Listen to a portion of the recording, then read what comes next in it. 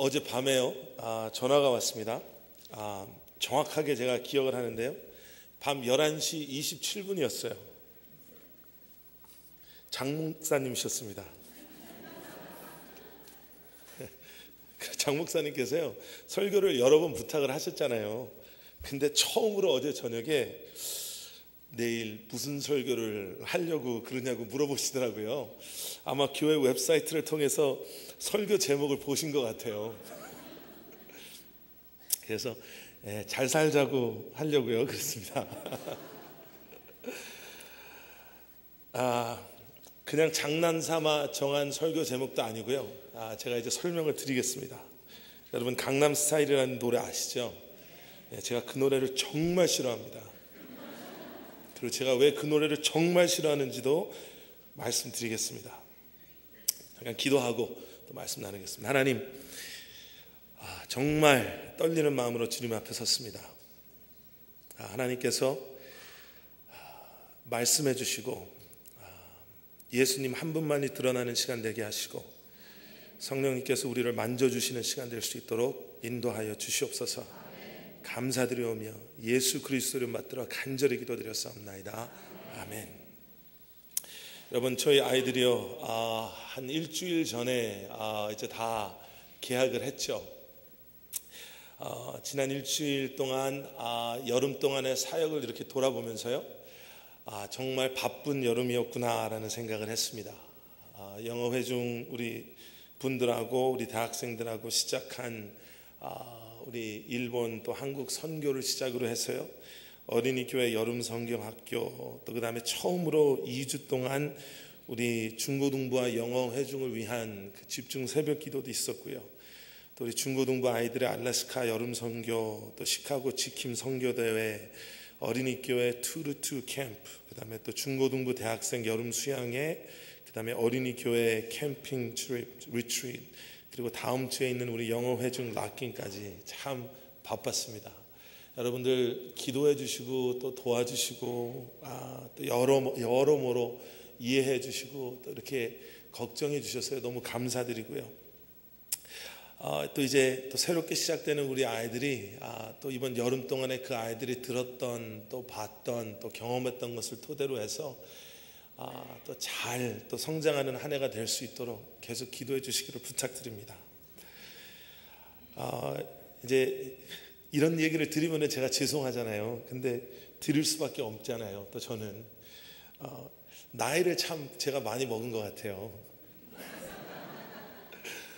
그게 제가 이렇게 느끼면은 괜찮은데 요즘에는 뭐가 참 마음이 아프냐면요, 다른 사람이 나를 나이가 들었다라고 이렇게 무의식 중에 이렇게 인식시켜줄 때 너무너무 마음이 아픈 거예요. 그러니까 예를 들면 어제 같은 경우에 태풍이 오고 있잖아요. 제가 옛날 같았으면 태풍이 올라오면 학교를 안 가도 되겠다라는 그런 마음이 먼저 들어야 되는데, 그 소식을 딱 듣고 애들 학교 안 가면 어떡하지? 이 마음이 먼저 드는 거예요. 그러면서 무의식 중에 나오는 이 얘기, 아니 계약한 지 언제 됐다고 벌써 또 애들이 학교를 안 가면 어떡해, 뭐 이런 생각이 들 때마다 이건 좀 아닌데 라는 생각이 들어요. 근데 그러면서 감사한 거는 옛날에 가져보지 못했던 이렇게 부모된 마음으로 아이들을 이렇게 목회할 수 있다라는 게 또 다른 감사인 것 같습니다. 옛날에 가지지 못했던 그 마음이 있으면서 아버지된 마음으로 아이들을 사역할 수 있다라는 거. 여러분, 여름 사역이 다 끝나고요, 어떤 부모님 한 분이 그런 질문을 하셨어요. 목사님, 아이들 사역을 하면서 가장 걱정되고 염려되는 게 무엇입니까? 라고 물어보시더라고요. 뭐 많죠. 뭐 여러 가지가 있잖아요. 뭐 환경적인 것도 있고 또 아이들이 하는 것, 친구 문제 뭐 이런 게 있는데, 문득 그때 생각이 나서 드렸던 얘기가 바로 이겁니다. 무엇이 가장 걱정되십니까? 라는 질문에서 드렸던 대답이 cultural holiness입니다 라고 드렸어요. cultural holiness라는 게요, 제가 생각해낸 그런 얘기가 아니고요, 제리 브리저스라는 그 분이 옛날에 70년대 말에 쓴 The Pursuit of Holiness라는 책이 있어요. 한국말로는요, 거룩한 삶의 추구라고 번역이 돼서 이미 100만 부 이상이 팔려나간 그러한 책이에요. 그 책에 나오는 표현입니다. Cultural holiness, 문화적인 아니면은 뭐 사회적인 그러한 경건함. 거기에 그 책에요. 이렇게 나와 있어요. Cultural holiness는 거기에 묶여 있는 사람은 they adopt to the character and behavior of Christians around them. 무슨 말이냐면요, 성경에서 말씀에서 하나님으로부터 경건함이 무엇인가를 배우는 것이 아니라 자기들 주변에 있는, 그러니까 78년도에 이 책이 출판이 됐거든요. 그러니까 이거는 78년도에 조금 더 이렇게 뭐라 그럴까요? 좀 순진했던 시대에 나왔던 얘기는요, 자기 주변에 있는 크리스찬들의 행동이나 성품이나 그런 문화적인 흐름 속에서 경건함이 무엇인가를 발견하고 거기에 만족하는 삶을 살아가는 사람들이 cultural holiness에 묶여 있는 사람입니다 라고 얘기를 해요. 여러분들 그리고 우리가 가지고 있는 신앙과 경건함의 기준이 어디에 있습니까? 78년도에 나온 얘기가 그거라면요, 2012년에 지금은 과연 어떨까라는 생각을 해보면 감히 두렵습니다. 최소한 여기에는 다른 크리스찬이라는 단어가 들어갔지만 요즘에 우리의 자녀들, 요즘에 우리의 생활, 우리의 모습은 과연 어떨까? 우리 주변에 있는 크리스찬이 아니어도 영향력이 있다라고 생각하는 사람들, 아니면 좀 잘 산다라는 사람들, 세상 사람들이 말하는 너무 극성 맞지 않게 어느 정도 타협해 가면서 그래도 신앙생활을 하는 게 좋지 않습니까? 라는 그러한 사람들의 기대들이 우리가 생각하는 거룩함, 우리가 생각하는 신앙생활을 얼마나 딕테이트하고 있는지를 생각해 보면 우리 아이들의 삶, 그리고 우리의 삶을 다시 한번 돌아보게 됩니다. 제가 강남스타일이라는 노래를 싫어한다고 그랬죠. 제가 말씀드릴게요, 왜 싫어하는지. 노래가 재밌어요. 그렇죠? 참 재밌어요. 뮤직비디오도 굉장히 코믹하게 유명한 사람들을 이렇게 카미오라고 그러잖아요. 이렇게 착착 등장하면서 나오고요. 또 한국말을 몰라도 중간중간에 한 단어씩 나오는 영어 단어들 때문에 어떻게 캐치하잖아요. 그러니까 한국뿐만 아니라 지금 뭐 한류 열풍이라는 그 표현이 부족할 정도로 전 세계적인 그러한 관심과 인기 속에 있잖아요. 미국 사람들이요, 유튜브라는 데 가보면은요, 그 노래를 한국말로 그대로 따라 부르는 영상들이 얼마나 많은지 몰라요. 거기에다가 굉장히 웃기지만 중독성이 심한 춤까지. 그러니까 이 미국의 어떤 그 VH1이라는 그 케이블 TV, 음악만 전문적으로 하는 그 케이블 TV에 이 사람이 나오고 그 다음에 뉴스 같은데 뭐라 그랬냐면요, 3박자, 유행하는 노래의 3박자를 거의 완벽하게 갖춘 노래가 이 노래다라고 이렇게 표현을 하더라고요. 근데 이 싸이란 사람이 미국에 와가지고요, 그 VH1이라는 그 케이블 TV에 나왔었어요. 그리고 영어도 제법 하더라고요. 인터뷰도 영어도 제법 하고요. 그리고 거기 있는 사람들한테 그 말춤이라고 그러잖아요. 그 말춤도 가르쳐주고. 근데 그 프로그램 안에서요, 그 VH1에 있는 사람이 이 싸이라는 가수한테 이런 질문을 했어요. 도대체 이 노래의 내용이, 뜻이 뭡니까? 이 노래가 무슨 노래입니까? 무슨 얘기를 하는 노래입니까? 라는 얘기를 했을 때 이 가수가 이렇게 대답을 했어요. 강남은 서울의 한 지역입니다. 미국의 베버리 힐스와 같은 그러한 지역입니다. 굉장히 부유한 사람들, 굉장히 젊은 사람들, 돈이 많은 사람들, 잘 나가는 사람들, 예쁘고 멋지고 이런 사람들이 노는데, 한국의 유행만을 끌고 가는 것이 아니라 아시아의 유행, 트렌드세터, 아시아의 유행을 셋하는 곳이 강남과 같은 곳입니다. 특별한 사람이 아니면 못 노는 데죠. 그런데 전혀 강남 스타일 같지 않은 나는 강남 스타일이라고 우기는 게 이 노래입니다. 이렇게 대답을 했어요. 여러분, 이 사람을 보면은요, 진짜 강남 스타일이 아니에요.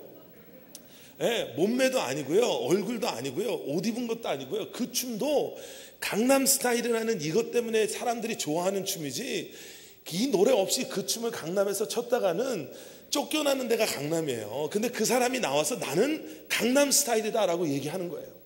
여러분, 세상에서 우겨서 되는 일들이 있고요, 우겨서 안 되는 일들이 있습니다. 그렇죠?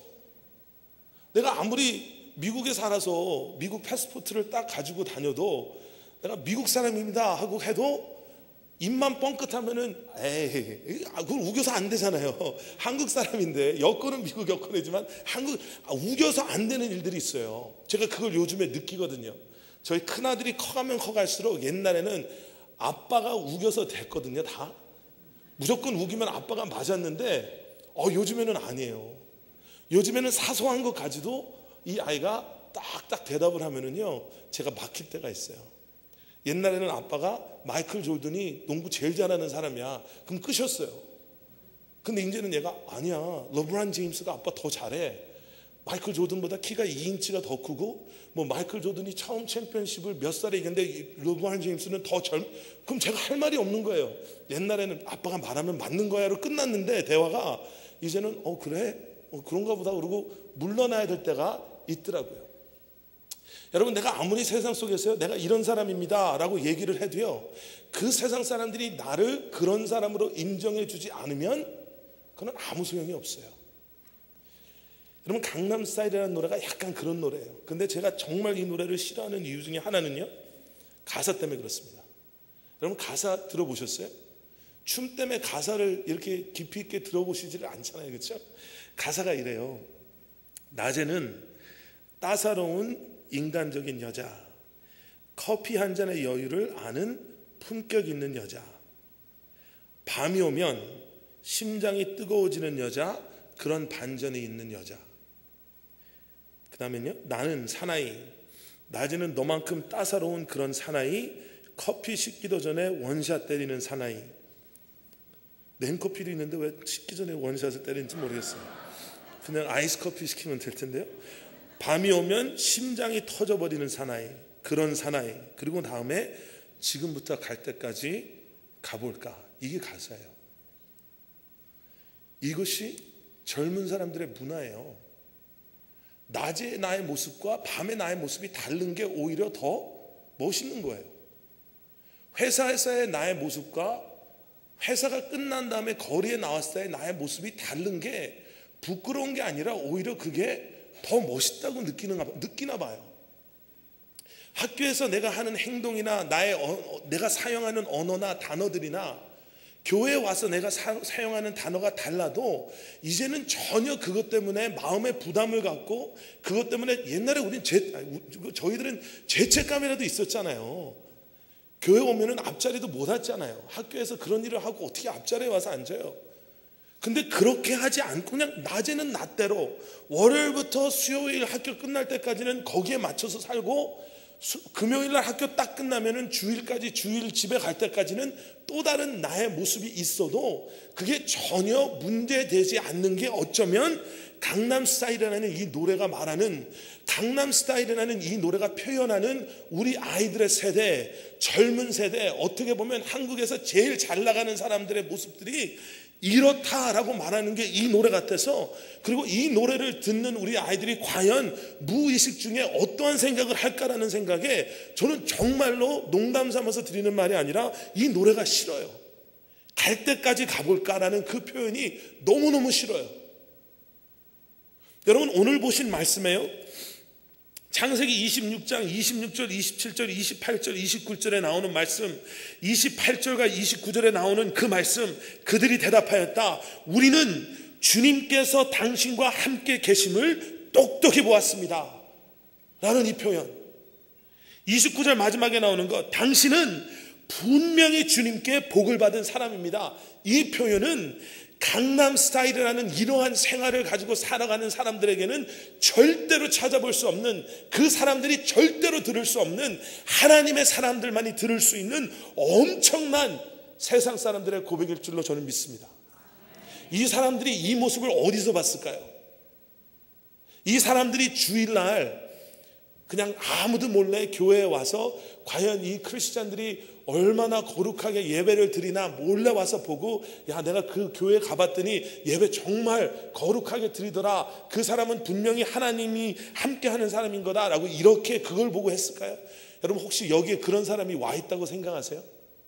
세상 사람들이 정말 남부 플로리다 한인연합 감리교회 사람들은 하나님이 함께 계시는지 우리 그 교회 가서 한번 봐보자 라고 그 교회에 와서 우리 아이들이 가는 수양에 몰래 와서 보고 가서 이런 고백을 했을까요? 아니면 매일매일 살아가는 이 사람들의 삶의 모습을 보고 자기네들은 상상할 수 없는 일들을 해나가는 이런 사람들의 모습을 보고 이 이삭이라는 사람을 찾아와서 정말 당신은 하나님께서 함께 하시는 사람입니다.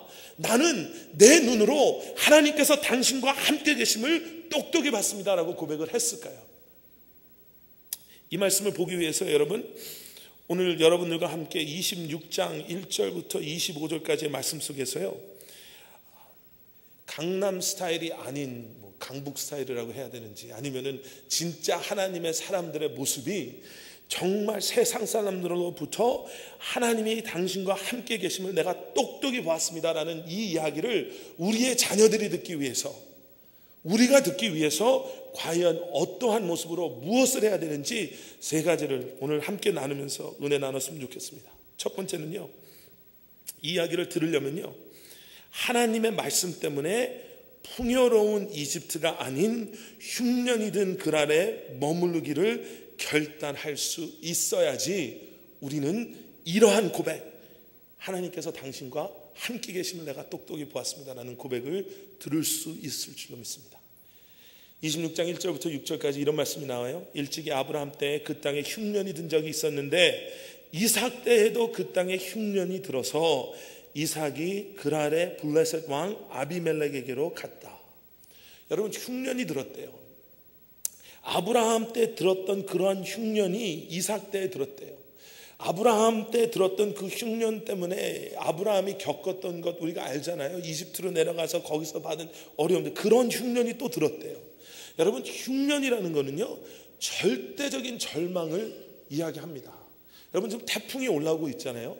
태풍은 그래도, 이렇게 또 얘기하면 좀 이상할 수 있는데요, 태풍은 그래도 우리가 준비하고, 그리고 우리가 어디 무슨 evacuation 하는 그런 좀 쉘터 같은 데 들어가 있으면 태풍이 지나간 다음에 나오면 되잖아요. 그리고 태풍은 좀 일시적인 면이 있잖아요. 근데 흉년이라는 것은 좀 장기적인 그런 게 있어요. 그리고 어디 들어가서 숨었다 나왔다, 아니 뭘 가지고 있다 나왔다, 이런 차원이 아니라, 내가 아무리 열심히 일을 하고 내가 아무리 정말 밖에 나가서 땀을 흘리고 노력을 하려고 해도 내 노력이 해결할 수 없는 것, 그런 것이 흉년이라는 그 의미를 우리가 알고 있잖아요.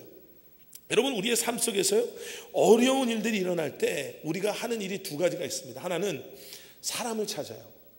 그러니까 내가 어려울 때 나에게 도움을 줄 수 있는 사람을 찾아 나가요. 그렇잖아요. 내가 돈이 없으면 돈을 빌려줄 수 있는 사람을 찾아가고요. 직장이 없으면 나에게 잡을 줄 수 있는 사람을 찾아가고요. 좀 이런 게 있잖아요. 내가 아프면 내 병을 고쳐줄 수 있는 의사를 찾아가고요. 좀 그런 게 있잖아요. 내가 모르면 더 많이 아는 선생님한테 전화를 한다든지 이런 게 있잖아요. 타지에 나갔던 우리 아이들이 언제 부모님한테 전화하죠? 돈이 없을 때. 부모님한테 전화를 하면 최소한 크레딧 카드 넘버 정도는 받을 수 있으니까 내가 어려우면 나에게 도움을 줄 사람을 찾아요. 또 하나는 내가 어려우면 이 어려운 환경보다 나은 환경을 찾아요. 남부 플로리다가 경제가 안 좋다. 그럼 어디가 경제가 좀 낫습니까? 아틀란타가 좀 낫다고 그러던데요. 그러면 아틀란타를 한번 이사를 가볼까라는 그 생각이 하는 자체가 내가 어려워 있는 환경을 떠나서 더 나은 환경을 찾아가려고 하는 본능적인 모습들이 우리에게 있습니다. 그리고 그 모습을 우리는 26장 1절 2절에서 찾게 돼요. 이삭 때에도 그 땅에 흉년이 들어서 이삭이 그랄의 블레셋 왕 아비멜렉에게로 갔다. 그리고 2절에 주님께서 이삭에게 나타나셔서 말씀하셨다. 이집트로 가지 말아라. 사람의 이름과 장소의 이름이 등장을 하죠. 이삭이 아마 큰 결심을 했던 것 같아요. 우리도 그렇잖아요. 우리도 자존심이라는 게 있고요. 우리에게도 좀 미안한 마음도 있고요. 우리에게도 좀 우리가 가지고 있는 그 신랄 같은 희망이라는 게 있잖아요. 조금만 더 견뎌보면 뭔가 바뀌겠지. 뭘 조금만 더 열심히 해보면 조금 더 좀 상황이 나아지겠지. 좀 더 좋은 의사를 만나면 좀 다른 방법으로 치료를 받을 수 있겠지. 우리 아이들이 조금만 더 성장을 하면 좋은 선생님을 만나면 우리 아이가 변하겠지 라는 이러한 기대들이 있잖아요. 근데 그 기대마저 없어졌을 때 내가 비로소 더 이상 내가 할 일이 없다라고 생각해서 도움을 청할 때, 여러분 그게 쉽든가요? 어렵죠. 내 가족이라도요, 내가 가장 친한 친구라도 그 사람한테 가서 내가 지금 도저히 살 수 있는 방법이 없으니까 돈을 좀 빌려주십시오, 아니면 나한테 잡을 좀 주십시오라는 그 얘기하는 게 아무리 내가 사랑하는 가족이고 아무리 내가 친한 친구라 하더라도 어렵잖아요. 내가 얼마나 작아지는 경험을 해요. 내가 얼마나 정말 비참한 그러한 경험들을 해요. 아마 이삭에게도 그러한 순간들이 있었을 것 같아요. 그리고 마지막에 도저히 안 되겠다, 정말 안 되겠다, 견뎌보려고 하고 하는데 이 흉년이 도무지 해결될 문제가 해결될 모습이 보이지 않는다라는 결정을 했을 것 같아요. 그래서 아비멜렉을 찾아갔고요, 그래서 이집트로 내려가자라는 결정을 했을 것 같아요. 근데 그때 하나님이 나타나셔서 이집트로 가지 마라, 내가 너에게 살라고 한 이 땅에서 살아라 라고 말씀을 하세요. 여러분, 저는요 여러분처럼 그렇게 믿음이 많이 깊은 것 같지는 않아요. 왜냐하면 거기까지는 제가 제 역량으로 받아들일 수 있겠어요. 하나님이시니까. 근데 그 다음을 읽어보면요, 이런 얘기가 나와요. 내가 이 땅에 살아야 내가 너를 보살피고 너에게 복을 주겠다. 이 모든 땅을 내가 너와 너의 자손에게 주겠다. 내가 너의 아버지 아브라함에게 맹세한 약속을 이루어서 너의 자손이 하늘의 별처럼 많아지게 하고 그들에게 이 땅을 다 주겠다. 이 세상 모든 민족이 내 씨의 덕을 입어서 복을 받게 하겠다. 이것은 아브라함이 나의 말에 순종하고 나의 명령과 나의 계명과 나의 율례와 나의 법도를 잘 지켰기 때문이다. 제가 이거를 딱 읽으면서요 이런 생각을 했어요. 아니, 하나님이 양심도 없으시지. 지금 흉년이 들어서 죽게 돼가지고 살아보겠다고 나가는 사람에게 그래 머물러 있으라고는 하실 수 있죠. 그러면 왜 머물러 있어야 하는지에 대한 구체적이고 그 다음에 중요한 건 이미디어트한 그런 해결책을 주셔야죠. 여러분, 우리는 지금 그냥 이 말씀을 보면은 좋은 말씀인데 정말 이 말씀 듣고 정말 은혜 받고 이러는데요, 여러분 생각해 보세요. 여러분이 지금 흉년이 들은 나라에서요 살았다고 생각해 보세요. 여러분들 자녀가 지금 먹을 게 없고 마실 게 없어서 죽게 생겼어요. 여러분이 가지고 있는 모든 힘과 정성과 모든 걸 다해서 한번 풀어보려고 했는데 안 돼요. 그래서 남아있는 자존심, 남아있는 희망 다 묻어버리고 내가 도움을 청하고 살아봐야 되겠다라는 그 결단 하나 가지고 내 아이들 살려보겠다, 살아야 되겠다라는 그 결단 가지고 어딜 가려고 뭔가를 변화를 시키려고 하는데 하나님께서 그냥 있으라고 그래요. 그냥 있으라고 그러세요. 그리고는 뾰족한 방법을 주질 않으세요. 3개월 뒤에 대통령 선거가 끝나면 정권이 바뀌면 걱정하지 마라, 경기가 풀릴 거다, 이런 말씀도 안 하시고요, 오늘 저녁에 밤에 자면 내가 꿈에서 나타나가지고 기가 막힌 비즈니스 아이디어를 줄 테니까 빨리 자라, 뭐 이런 얘기도 안 하세요. 그 다음에 나오는 거는요, 아버지 때 하나님과 했던 약속, 그 다음에 자손, 그리고 그 자손 때문에 다른 민족이 너의 덕을, 너의 씨의 덕을 입겠다. 여러분, 지금 환경이 바뀌지 않는데 자손에 대한, 미래에 대한 얘기를 해보면 무슨 소용이 있어요? 내 아들과 딸들이 지금 배고파서 흉년 때문에 고생하고 죽으려고 하는데 하나님께서 내가 너 자손들을, 손자, 손녀들을 번창시켜 주겠다. 대답이 없는 미래에 대한 이야기가 나오면 여러분 과연 그것을 어떻게 받아들이시겠습니까? 근데요, 6절에 이런 말이 나와요. 그래서 이삭은 그랄에 그대로 머물러 있었다. 여러분, 이거예요.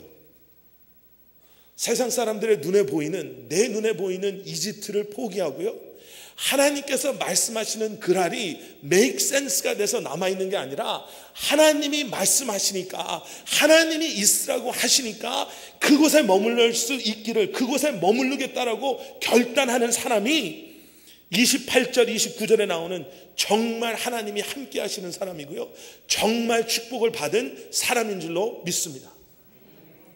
정말 재미있는 얘기를 제가 들었어요. 얘기를 하는데요,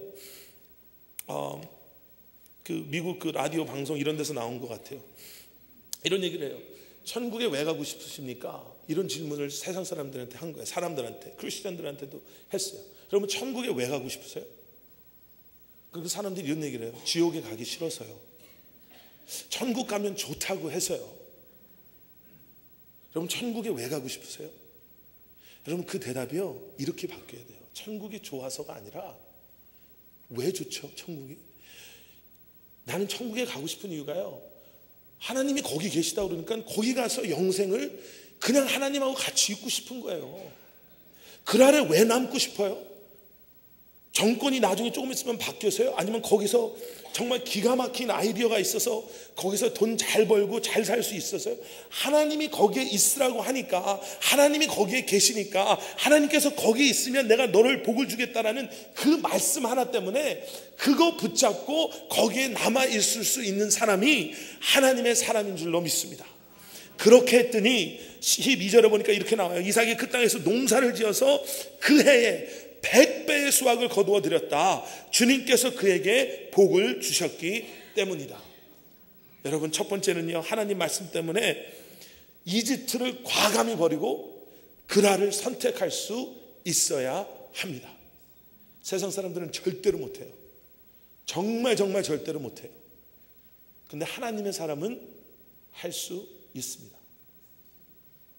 두 번째는요, 13절부터 나오는 말씀이에요. 22절까지 나오는 말씀인데, 그는 부자가 되었다. 재산이 점점 늘어서 아주 부유하게 되었다. 그가 양떼와 소떼, 남종과 여종을 많이 거느리게 되니 블레셋 사람들이 그를 시기하기 시작하였다. 그래서 그들은 이삭의 아버지 아브라함 때에 아브라함의 종들이 판 모든 우물을 막고 흙으로 메워버렸다. 아비멜렉이 이삭에게 말하였다. 우리에게서 떠나가시오. 이제 당신은 우리보다 훨씬 강하오. 그리고 17절부터 이삭은 그곳을 떠나서 그랄 평원에다가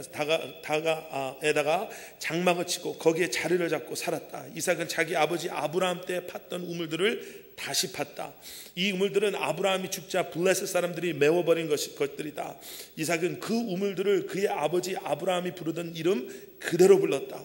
이삭의 종들이 그랄 평원에서 우물을 파다가 물이 솟아나는 샘줄기를 찾아냈다. 샘이 터지는 바람에 그랄 지방 목자들이 그 샘줄기를 자기들의 것이라고 주장하면서 이삭의 목자들과 다투었다. 우물을 두고서 다투었다고 해서 이삭은 이 물을 에색이라고 불렀다. 여러분, 이런 일들이 진행되는 거예요. 부자가 됐어요. 일시적인 문제 해결이 왔어요. 더 이상 흉년이라는 그런 틀에 묶여 있는 것이 아니라 12절에 나온 말씀처럼 하나님이 복을 주시기 시작했어요. 그런데 복을 받자 세상 사람들이 시기를 하는 거예요. 여러분, 26장 1절에 흉년이 들어서 제일 먼저 이삭이 찾아간 사람이 아비멜렉입니다. 그런데 그 똑같은 아비멜렉이 16절에는 부유하게 되자 문제가 해결된 것 같은 이삭에게 뭐라 그러냐면요, 나보다 더 강해졌으니 떠나가세요, 이렇게 얘기를 하는 거예요. 자기가 지금까지 가졌던 것, 자기가 판 우물, 자기들이 한 모든 이런 것을요, 이제는 이 사람들이 와서 막아버리고 쫓겨나는 신세가 되는 거예요. 여러분, 자기가 의지하려고 했던 사람이요, 순식간에 자기를 내치는 사람이 되는 게 세상의 모습입니다. 그러니까 우리가 세상을 의지한다는 것이요, 세상의 모습을 쫓아다닌다는 것이 얼마나 어리석은지 여기서 너무나 분명하게 나와요. 근데 그 다음부터 우물에 대한 얘기가 나와요. 아브라함이 팠던 우물을 다시 팠는데요, 거기서 물이 나오는데 이 그랄 지방 이 목자들이 와서 가져가요. 또 다른 곳에 가서 우물을 팠는데 또 다시 그 지방 목자들이 와서 시비를 걸어서 또 떠나가요. 그래서 마지막으로 우물을 파고, 그리고 22절에 보니까 아무도 시비를 걸지 않았을 때 그곳에서 이제 주님께서 우리가 살 곳을 넓히셨으니 여기에서 우리가 번성하게 되었다 하면서 그 우물 이름을 르호봇이라고 하였다. 여러분, 두 번째는요, 메워진 우물들을요 르호봇이 될 때까지 팔 수 있어야 하나님의 사람으로 살아갈 수 있습니다. 여러분, 우리의 노력을요, 세상이, 우리가 컨트롤할 수 없는 세상의 그러한 사람들 아니면 세상의 일들이 그 우물을 메워버리는 것은요 순식간의 일이에요. 여러분들 자녀들이 이런 경험을 했을 때 과연 여러분들의 자녀는 어떻게 이런 어려움들을 이렇게 대면할 거라고 생각을 하세요? 만약에 여러분들 삶 속에서 이런 일이 생기면 어떻게 하시겠어요? 정말 피땀 흘려서 정말 비즈니스를 했는데 순식간에 어떤 사람한테 속아서, 순식간에 어떤 사람의 그냥 그런 장난 같은 그런 일 때문에 정말 나의 수고했던, 내가 힘들어 팠던 그 우물이 맥혀져 버리는 경험들. 여러분, 과연 그런 경우에는 어떠한 신앙의 기준을 가지고, 어떠한 믿음의 모습을 가지고 그 환경을 이겨내 나가실 것입니까? 여러분, 우물을 파는 게요 쉽지가 않더라고요. 제가 지난번에 IT에 있을 때 우리 김승돈 선교사님께서 그 우물을 파는 사역을 하는 그 현지인하고 이렇게 얘기하는 걸 잠깐 들었어요. 우리 선교센터에 선교사님 아직 우물이 없죠. 물을 사시잖아요. 물 트럭으로 돈을 주고 물을 사가지고 와서 거기에서 공부하는 아이들, 거기서 진행되는 사역에 필요한 물들을 쓰는데, 우물이 있으면 너무 좋으실 것 같아서 우물을 파보라 그랬는데 물이 안 나온대요. 거기서는요. 아무리 좋은 기계를 가지고 와서 파도 그 땅에서는 물이 안 나온대요. 근데 여러분, 가진 노력을 다 들여서 우물을 팠다고 생각을 해보세요. 우물을 파는 것도 어려운데 물이 나왔는데, 정말 마실 수 없는 물이 나와서 버리고 또 파서 정말 귀한 물을 팠는데 누가 와서 그 우물이 자기 거라고 하고 뺏어간다고 생각을 해보세요. 누가 와서 나를 시기해서 그 우물을, 내가 기껏 파놓은 우물을 다 막아버린다고 생각을 해보세요. 여러분, 그 자리를 조용히 떠나서 하나님을 기대하고 신뢰하는 마음으로 다른 우물을 파실 그러한 믿음의 준비가 되어 있으십니까? 이걸 보면은요, 대부분의 미국 사람들은 딱 한 사람을 기억합니다. 변호사. 소송을 걸어야죠. 이건 내 우물인데 난데없이 누가 와가지고 변호사를 해서 소송을 걸어서 이겨야죠. 좋은 변호사를 딱 선임을 해서 정말 그 케이스를 정말 기가 막히게 만들어서 이걸 내가 이겨야죠. 그리고 거기에다가 손해배상까지 청구를 해야죠. 그 사람 우물까지 이제는 내가 뺏어와야죠. 내 변호사비도 그 사람이 내야죠. 우리는 그런 멘탈리티 속에 살잖아요. 그런데 오늘 말씀을 보니까 그 우물을 파고 뺏기는 자리에서 다툼, 뺏기는 자리에서 반대라는 그러한 상황을 버려버리고요.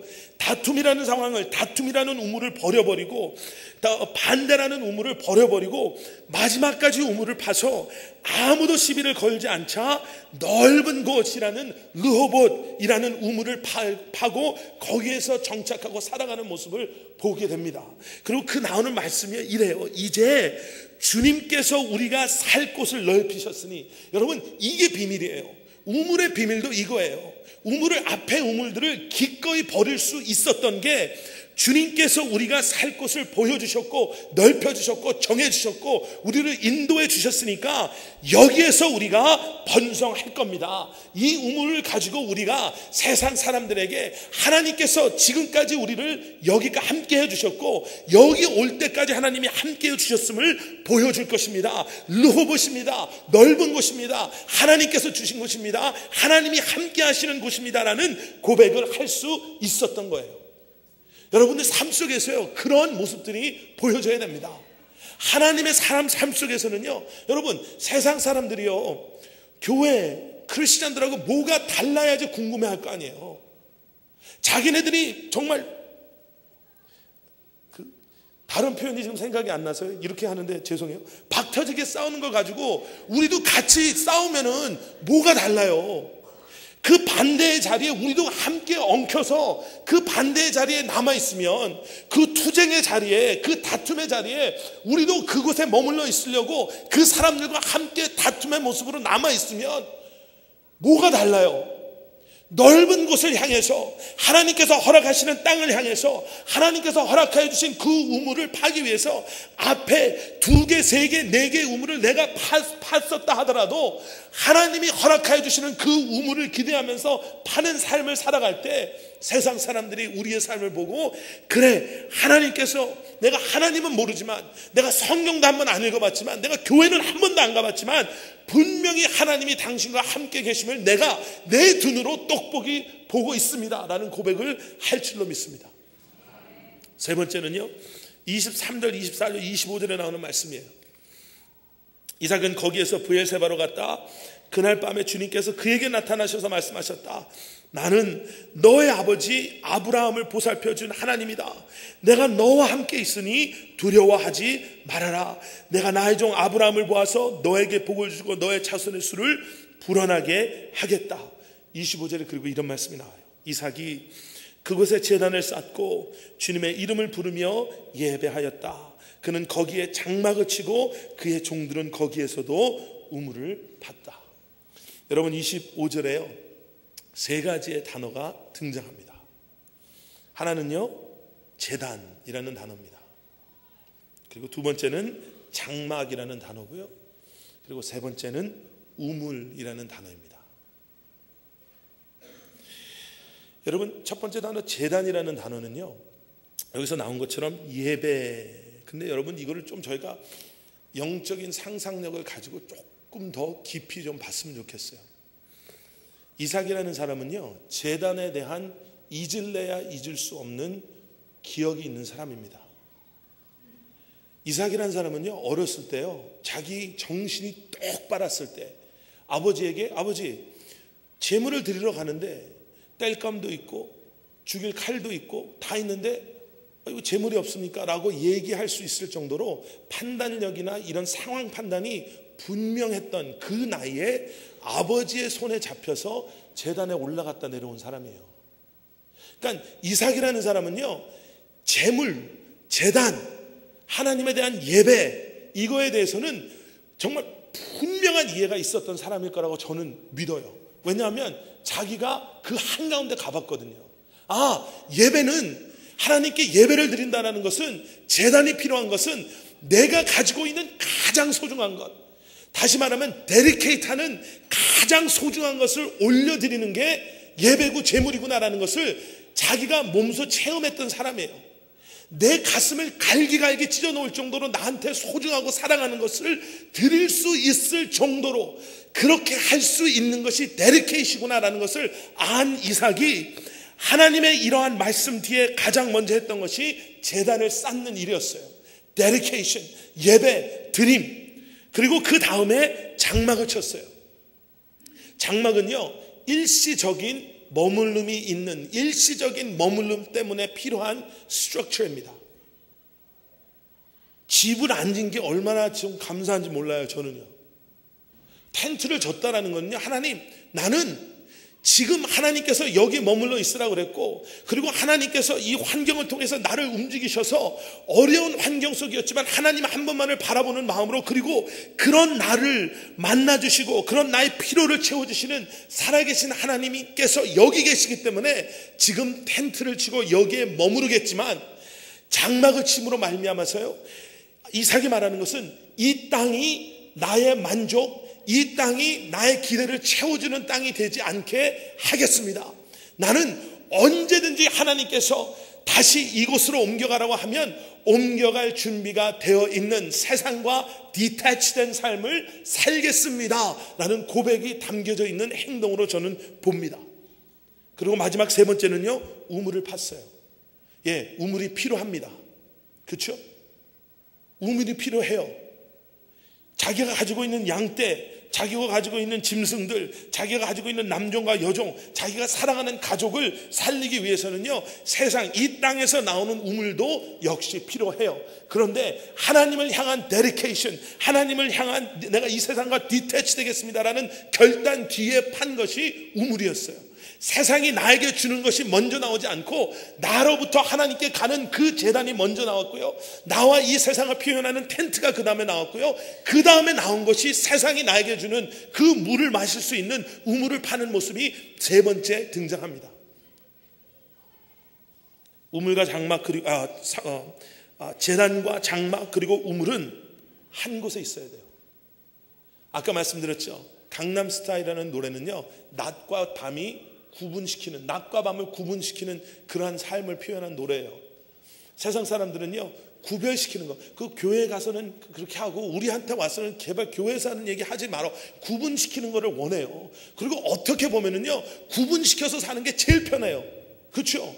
세상에 나가서는 그냥 세상 사람들이 듣기 좋아하는 얘기 해주고, 교회 와서는 교회 사람들한테 그냥 귀에 이렇게 들어가는 얘기 해주고, 이렇게 사는 게 어쩌면 더 쉬울 수 있는데, 우리가 분명히 25절 말씀에 나오는 말씀을 통해서 보는 것은 최소한 하나님의 사람으로 살기를 원한다라고 말하는 우리에게 필요한 것은 제단과 장막과 우물이 한 곳에 있는 삶, 구별되지 않는 것, 우물을 파는 그곳에서도 제단에 있는 예배하는 마음으로 우물을 팔 수 있는 것, 장막에 머물러 있는 그 삶 속에서도 예배가 끊어지지 않는 그러한 하나님의 사람의 삶으로 머무를 수 있는 것, 우리 삶 속에 그러한 모습이 있을 때 비로소 세상 사람들은 내가 주님께서 살아계신 것, 하나님께서 당신과 함께 계신 그 모습을 내가 분명히 똑똑히 보았습니다 라는 고백을 하게 될 줄로 믿습니다.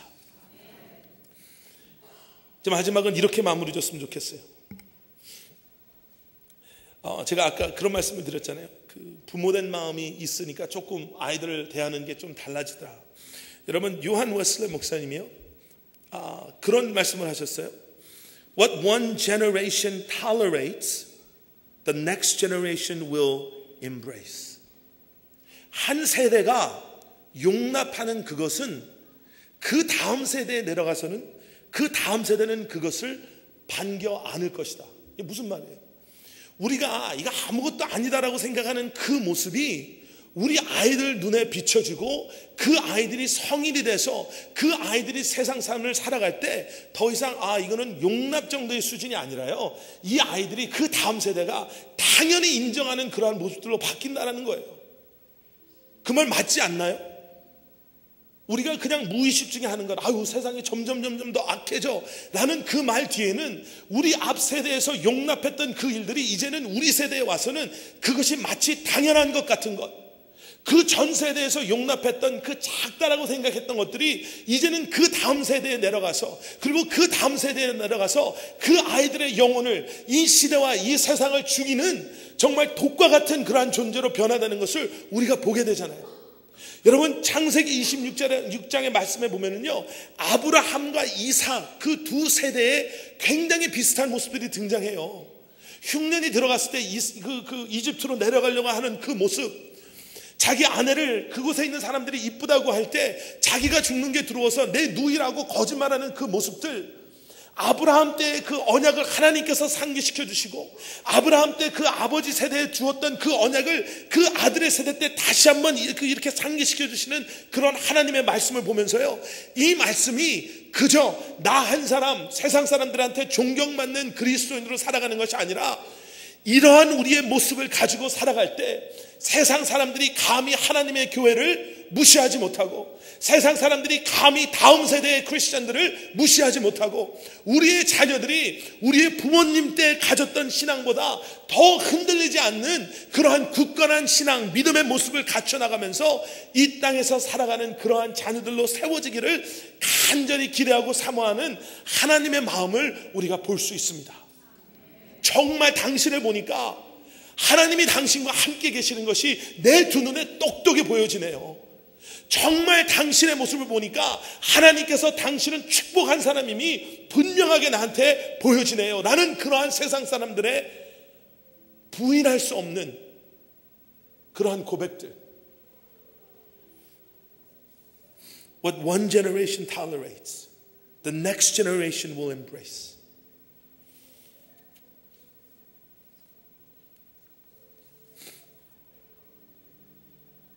여러분들 때문에 그 다음 세대가 세워지는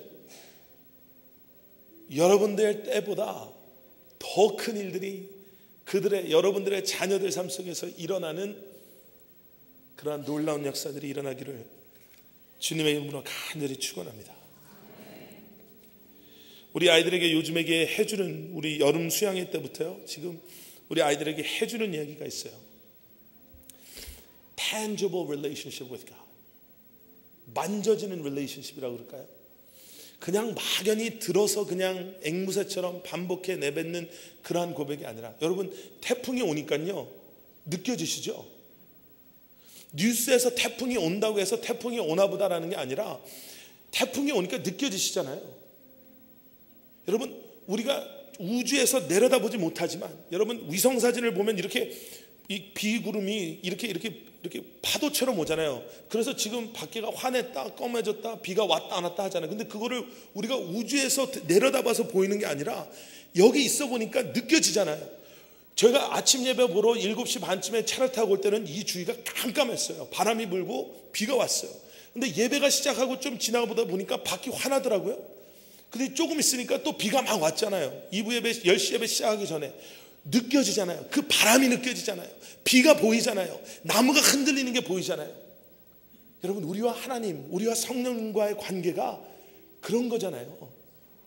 우리 아이들이 그냥 들어서 그런가 보다가 아니라 우리 아이들 삶 속에 그냥 바람보다 더 강하게 그들을 그냥 휘어 감싸는, 비보다 더욱 그냥 촉촉하게 적시는 그런 성령 하나님의 tangible 역사하심이 남아있는 이번 2012년도요 또 앞으로 계속 진행되는 우리의 자녀들의 사역들과 삶 속에 있을 수 있도록 여러분들 기도해 주십시오. 그리고 그러한 여러분들의 삶 보여주십시오. 강남 스타일이요? 아무것도 아니에요. 네, 정말 아무것도 아니에요. 그 사람들도 조금 있으면 다 늙을 거고요. 그 사람들이 가지고 있는 유행 조금만 있으면 또 다 변해요. 그 사람들이 추는 춤이요, 그런 춤이 얼마나 많이 왔다 갔다 했는지 몰라요. 그런데 하나님의 사람은요, 어디 그랄이건 이집트건 우물을 3개를 파건 4개를 파건 5개를 파건 하나님의 인도하심과 도우심 속에 굳건하게 서 있을 줄로 믿습니다. 이번 한 주간도 여러분들 삶 속에서 그러한 놀라운 역사들이 일어나기를, 그러한 tangible 역사들이 일어나기를 주님의 이름으로 간절히 축원합니다.